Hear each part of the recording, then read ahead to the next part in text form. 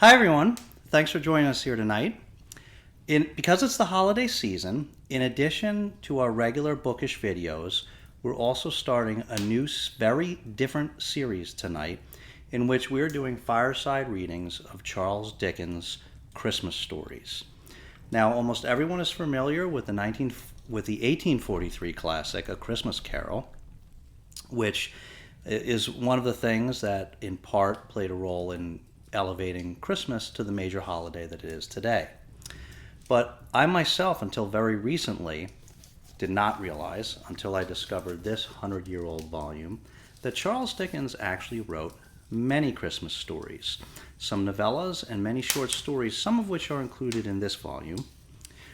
The story we'll be reading tonight is actually not in this volume, but it can be found in the Penguin Classics edition of Charles Dickens' A Christmas Carol and Other Christmas Writings, which does include a few additional very important Charles Dickens Christmas writings.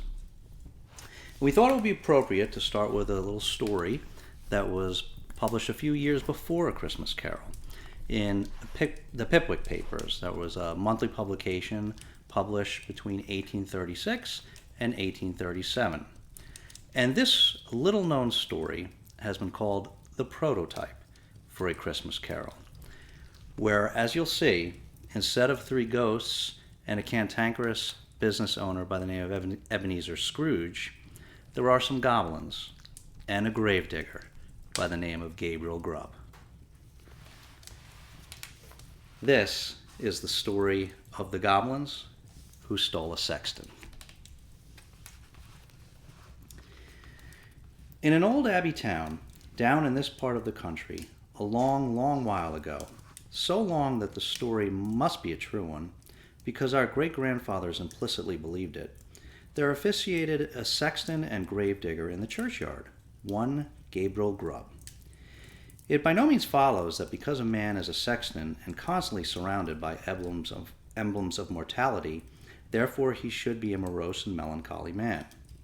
Your undertakers are the merriest fellows in the world, and I once had the honor of being on intimate terms with a mute, who in private life and off duty was as comical and jocose a little fellow as ever chirped out a devil-may-care song, without a hitch in his memory, or drained off a good stiff glass of grog without stopping for breath.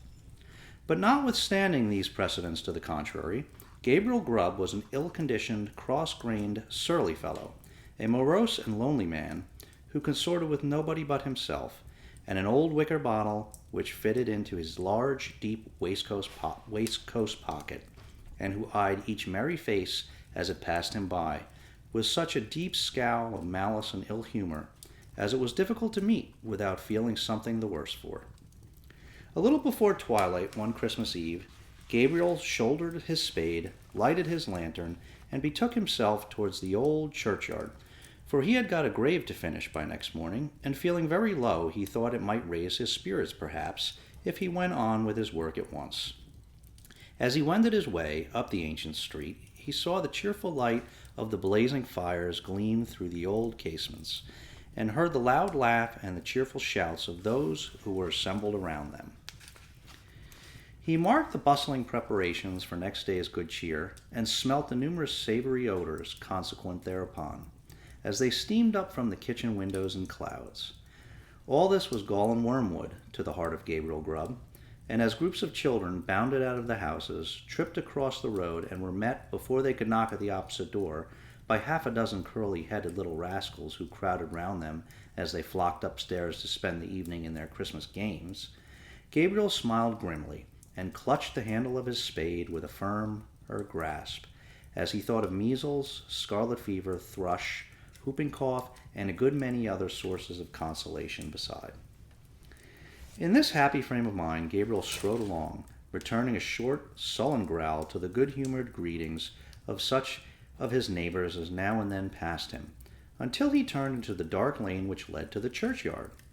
Now Gabriel had been looking forward to reaching the dark lane, because it was, generally speaking, a nice, gloomy, mournful place, into which the townspeople did not much care to go, except in broad daylight, and when the sun was shining. Consequently, he was not a little indignant to hear a young urchin roaring out some jolly song about a Merry Christmas in this very sanctuary, which had been called Coffin Lane ever since the days of the old abbey and the time of the shaven-headed monks. As Gabriel walked on and the voice drew nearer, he found it proceeded from a small boy who was hurrying along to join one of the little parties in the old street, and who, partly to keep himself company and partly to prepare himself for the occasion, was shouting out the song at the highest pitch of his lungs. So Gabriel waited till the boy came up, and then dodged him into a corner, and rapped him over the head with his lantern 5 or 6 times, just to teach him to modulate his voice. And as the boy hurried along with his hand to his head, singing quite a different sort of tune, Gabriel Grubb chuckled very heartily to himself, and entered the churchyard, locking the gate behind him. He took off his coat, set down his lantern, and getting into the unfinished grave, worked at it for an hour or so, with right good will. But the earth was hardened with the frost, and it was no very easy matter to break it up, to shovel it out. And although there was a moon, it was a very young one, and shed little light upon the grave, which was the shadow of the church. At any other time, these obstacles would have made Gabriel Grubb very moody and miserable, but he was so well pleased with having stopped the small boy's singing, that he took little heed of the scanty progress he had made, and looked down into the grave when he had finished work for the night, with grim satisfaction, murmuring as he gathered up his things, "Brave lodgings for one, brave lodgings for one, a few feet of cold earth when life is done, a stone at the head, a stone at the feet, a rich juicy meal for the worms to eat, rank grass overhead, and damp clay around, brave lodgings for one, these in holy ground." "Ho, ho!" laughed Gabriel Grubb as he sat himself down on a flat tombstone, which was a favorite resting place of his, and drew forth his wicker bottle. "A coffin at Christmas, a Christmas box. Ho, ho, ho!" "Ho, ho, ho!" repeated a voice, which sounded close behind him. Gabriel paused in some alarm, in the act of raising the wicker bottle to his lips, and looked around. The bottom of the oldest grave about him was not more still and quiet than the churchyard in the pale moonlight. The cold hoar frost glistened on the tombstones and sparkled like rows of gems among the stone carvings of the old church. The snow lay hard and crisp upon the ground and spread over the thickly strewn mounds of earth, so white and smooth a cover that it seemed as if corpses lay there, hidden only by their winding sheets. Not the faintest rustle broke the profound tranquillity of the solemn scene. Sound itself appeared to be frozen up. All was so cold and still. "It was the echoes," said Gabriel Grubb, raising the bottle to his lips again. "It was not," said a deep voice. Gabriel started up and stood rooted to the spot with astonishment and terror, for his eyes rested on a form which made his blood run cold. Seated on an upright tombstone close to him was a strange unearthly figure, whom Gabriel felt at once was no being of this world. His long fantastic legs, which might have reached the ground, were cocked up and crossed after a quaint fantastic fashion. His sinewy arms were bare, and his hands rested on his knees. On his short round body he wore a close covering ornamented with small slashes, and a short cloak dangled at his back. The collar was cut into curious peaks, which served the goblin in lieu of ruff or neckerchief, and his shoes curled up at the toes into long points. On his head he wore a broad-brimmed sugarloaf hat, garnished with a single feather. The hat was covered with the white frost, and the goblin looked as if he had sat on the same tombstone very comfortably for 200 or 300 years. He was sitting perfectly still. His tongue was put out as if in derision, and he was grinning at Gabriel Grubb with such a grin as only a goblin could call up. "It was not the echoes," said the goblin. Gabriel Grubb was paralyzed and could make no reply. "What do you do here on Christmas Eve?" said the goblin sternly. "I came to dig a grave, sir," stammered Gabriel Grubb. "What man wanders among graves and churchyards on such a night as this?" said the goblin. "Gabriel Grubb! Gabriel Grubb!" screamed a wild chorus of voices that seemed to fill the churchyard. Gabriel looked fearfully around. Nothing was to be seen. "What have you got in that bottle?" said the goblin. "Hollands, sir," replied the sexton, trembling more than ever, for he had brought it of the smugglers, and he thought that perhaps his questioner might be in the excise department of the goblins. "Who drinks Hollands alone, and in a churchyard, on such a night as this?" said the goblin. "Gabriel Grubb! Gabriel Grubb!" exclaimed the wild voices again. The goblin leered maliciously at the terrified sexton, and then, raising his voice, exclaimed, "And who, then, is our fair and lawful prize?" To this inquiry the invisible chorus replied, in a strain that sounded like the voices of so many choristers singing to the mighty swell of the old church organ, a strain that seemed borne to the sexton's ears upon a gentle wind, and to die away as its soft breath passed onward, but the burden of the reply was still the same. "Gabriel Grubb! Gabriel Grubb!"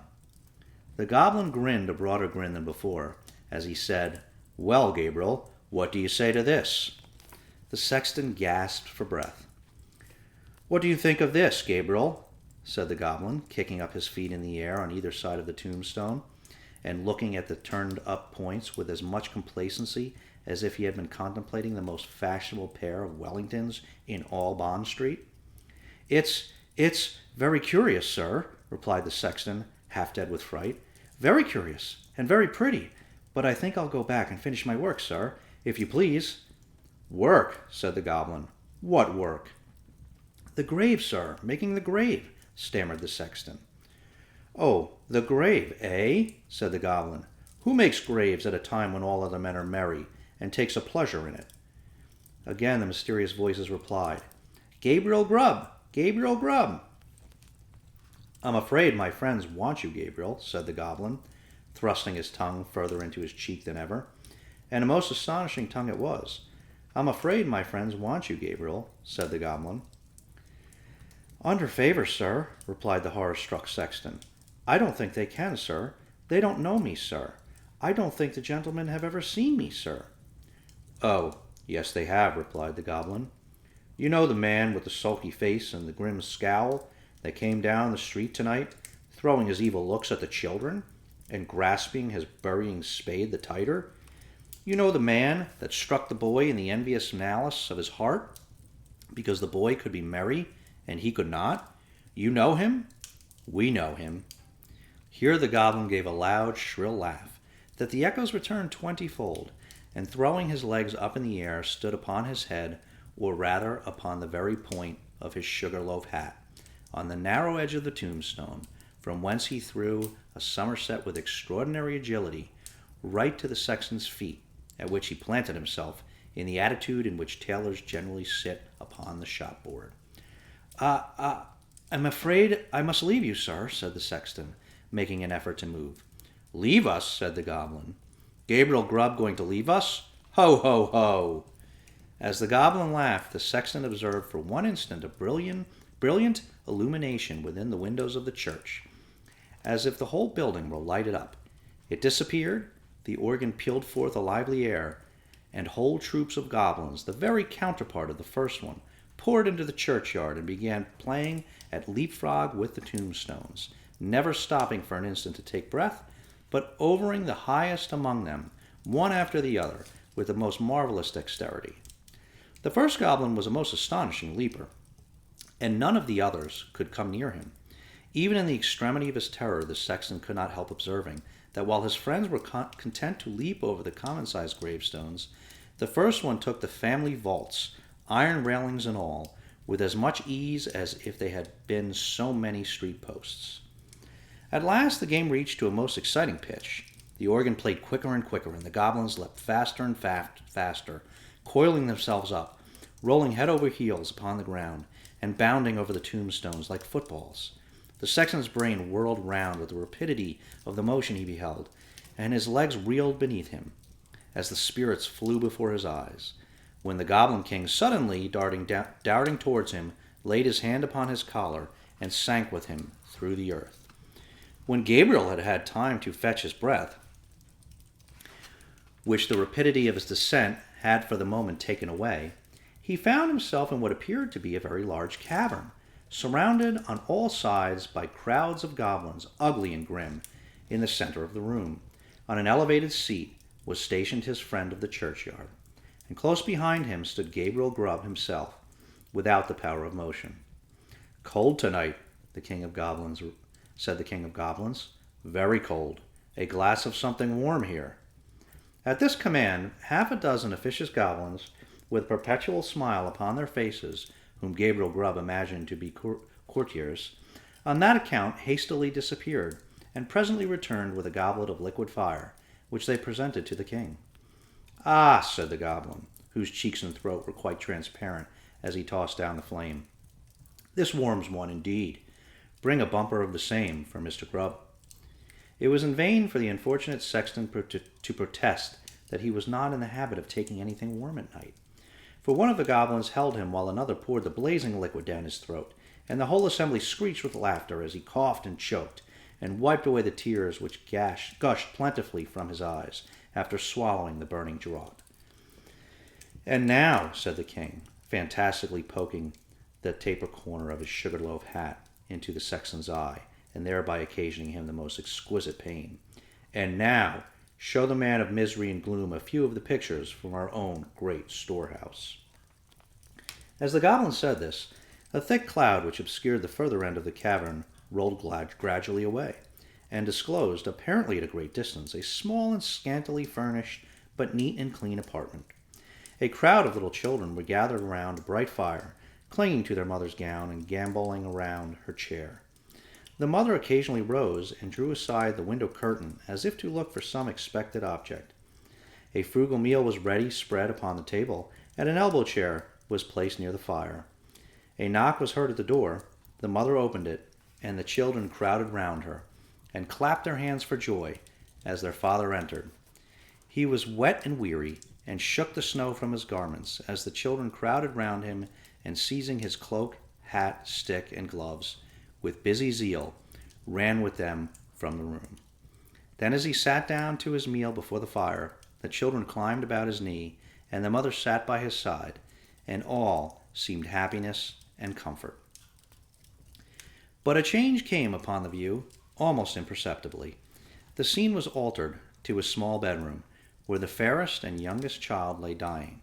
The roses had fled from his cheek, and the light from his eye, and even as the sexton looked upon him with an interest he had never felt or known before, he died. His young brothers and sisters crowded round his little bed, and seized his tiny hand, so cold and heavy that they shrunk back from its touch, and looked with awe on his infant face, for calm and tranquil as it was, and sleeping in rest and peace as the beautiful child seemed to be, they saw that he was dead, and they knew that he was an angel looking down upon and blessing them from a bright and happy heaven. Again the light cloud passed across the picture, and again the subject changed. The father and mother were old and helpless now, and the number of those about them were diminished more than half. But content and cheerfulness sat on every face and beamed in every eye, as they crowded round the fireside and told and listened to old stories of early and bygone days. Slowly and peacefully the father sank into the grave, and soon after, the sharer of all his cares and troubles followed him to a place of rest and peace. The few who yet survived him knelt by their tomb and watered the green turf which covered it with their tears. They rose and turned away, sadly and mournfully, but not with bitter cries or despairing lamentations, for they knew that they should one day meet again. And once more they mixed with the busy world, and their content and cheerfulness were restored. The cloud settled upon the picture, and concealed it from the sexton's view. "What do you think of that?" said the goblin, turning his large face towards Gabriel Grubb. Gabriel murmured out something about it being very pretty, and looked somewhat ashamed as the goblin bent his fiery eyes upon him.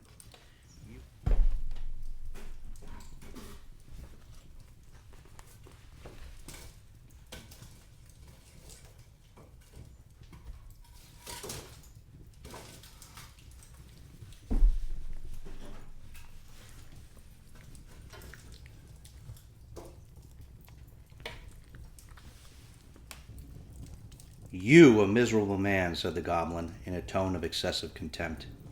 "You," he appeared disposed to add more, but indignation choked his utterance, so he lifted up one of his very pliable legs, and flourishing it above his head a little, to ensure his aim, administered a good sound kick to Gabriel Grubb, immediately after which all the goblins in waiting crowded round the wretched sexton, and kicked him without mercy. according to the established and invariable custom of courtiers upon earth, who kick whom royalty kicks, and hug whom royalty hugs. "Show him some more," said the king of the goblins. At these words the cloud was again dispelled, and a rich and beautiful landscape was disclosed to view. There is just such another to this day, within half a mile of the old abbey town. The sun shone from out of the clear blue sky, the water sparkled beneath his rays, and the trees looked greener, and the flowers more gay, beneath his cheering influence. The water rippled on with a pleasant sound, the trees rustled in the light wind that murmured among their leaves, the birds sang upon the boughs, and the lark caroled on high her welcome to the morning. Yes, it was morning, the bright, balmy morning of summer. The minutest leaf, the smallest blade of grass, was instinct with life. The ant crept forth to her daily toil, the butterfly fluttered and basked in the warm rays of the sun. Myriads of insects spread their transparent wings and reveled in their brief but happy existence. Man walked forth, elated with the scene, and all was brightness and splendor. "You, a miserable man," said the king of the goblins, and in a more contemptuous tone than before. And again the king of the goblins gave his leg a flourish.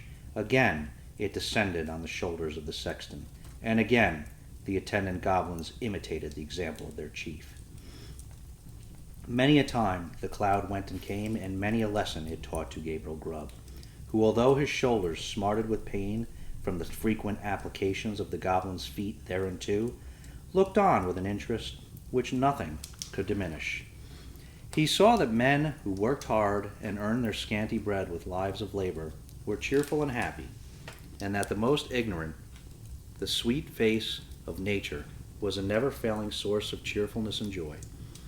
He saw those who had been delicately nurtured and tenderly brought up, cheerful under privations, and superior to suffering that would have crushed many of a rougher grain, because they bore within their own bosoms the materials of happiness, contentment, and peace.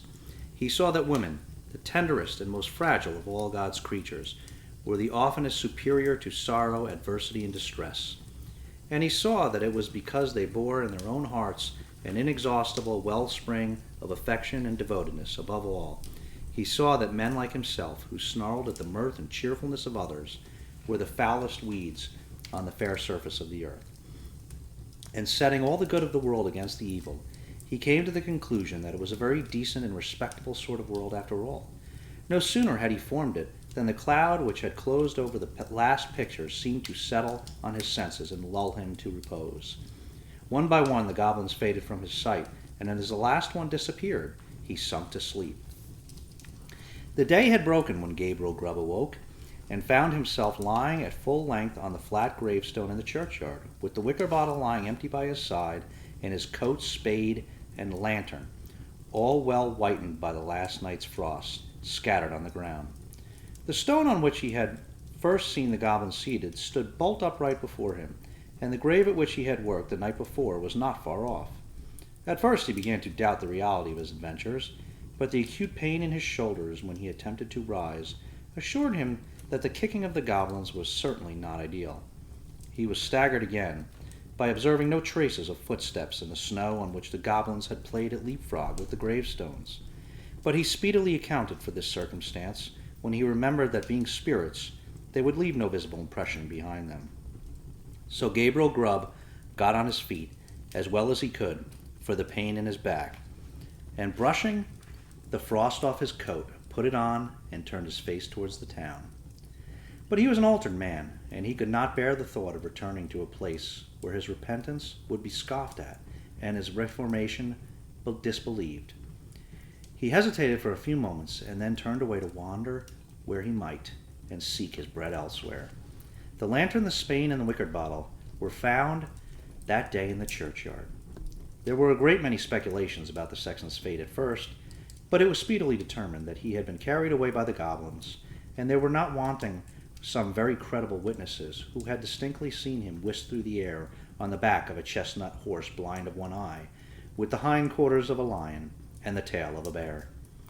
At length all this was devoutly believed, and the new sexton used to exhibit to the curious, for a trifling emolument, good-sized piece of the church weathercock, which had been accidentally kicked off by the aforesaid horse in his aerial flight, and picked up by himself in the churchyard a year or two afterwards.